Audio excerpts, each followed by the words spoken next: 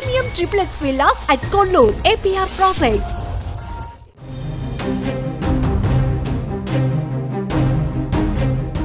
జపాన్లో భారీ భూకంపం సంభవించింది. రిక్టర్ స్కేల్ పైన భూకంప తీవ్రత 6.2గా నమోదైంది.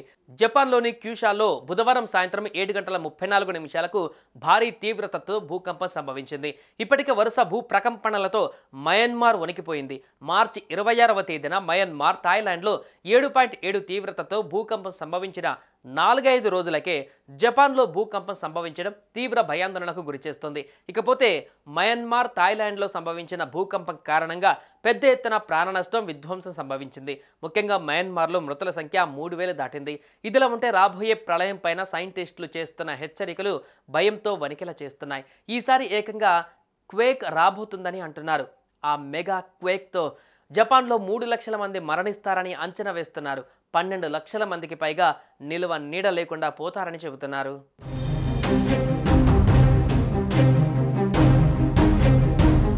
ఎర్త్ క్వేక్ వస్తే వేల మంది శిథిలాల కింద పడి బలైపోతున్నారు. మరి మెగా క్వేక్ వస్తే పరిస్థితి ఏంటి? అసలు ఎప్పుడైనా మెగా క్వేక్ గురించి విన్నారా? సిస్మోగ్రాఫ్ పై 9 పాయింట్లు మ్యాగ్నిట్యూడ్ తీవ్రత దాటితే దాన్నే మెగా క్వేక్ అంటారు. మొన్న మయన్మార్లో 7.7 పాయింట్లు వస్తేనే వేల భవనాలు నేలమట్టమయ్యాయి. పక్కన ఉన్న థాయిలాండ్ కూడా వణికిపోయింది. ఇక మెగా క్వేక్ వస్తే సముద్రాలు కూడా సునామీలా విరుచుకుపడతాయి. ఇప్పుడు ఇదే మెగా క్వేక్ భయం జపాన్ను వెంటాడుతుంది. రాబోయే 30 ఏళ్లలో ఎప్పుడో అప్పుడు ప్రళయం తప్పదని తెలిసినా, కాళ్ళ కింద భూమి పెలపెలమని బద్దలవుపోతుందని తెలిసినా, ఆకాశమెత్తున ఉన్న భవనాలు మీద వచ్చి పడతాయని తెలిసినా, ప్రకృతి కోపాన్ని ఏం చేయాలో, ఎలా ఎదుర్కోవాలో తెలియని పరిస్థితి జపానీయులది.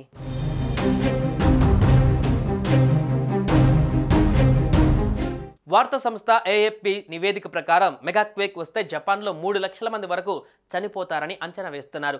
12 లక్షల మందికి పైగా నిరాశ్రయులు అవుతారని చెబుతున్నారు. సుమారుగా 170 లక్షల కోట్ల రూపాయల వరకు నష్టం ఉండవచ్చు.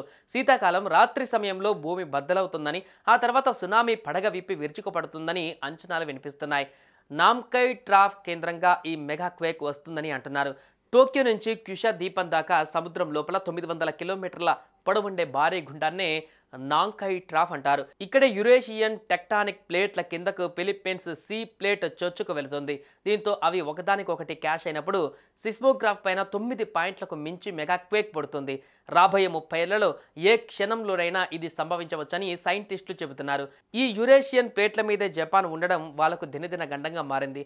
100 నుంచి 200 ఏళ్లకు ఒకసారి మహా భూకంపాలు వస్తాయని హిస్టరీ చెబుతోంది. అలాంటి మెగా క్వేక్ 1946లో వచ్చింది. ఇప్పుడు నాంకై ట్రాఫ్లో టెక్టానిక్ ప్లేట్లు కదులుతున్నాయి. దీంతో మెగా క్వేక్ ముప్పు తీవ్రత మరింత పెరిగింది. అలాంటి భూకంపం వస్తే నిమిషాలలో 34 మీటర్ల ఎత్తుతో సునామీ విరుచుకుపడి సమీప ప్రాంతాలను తుడిచిపెట్టేస్తుంది. ఈ నష్టం నుండి కోలుకోవడం జపాన్కు చాలా భారంగా మారుతుంది. మరి ఈ పెను ఉపద్రవాన్ని జపాన్ ఎలా ఎదుర్కొంటుందో చూడాలి.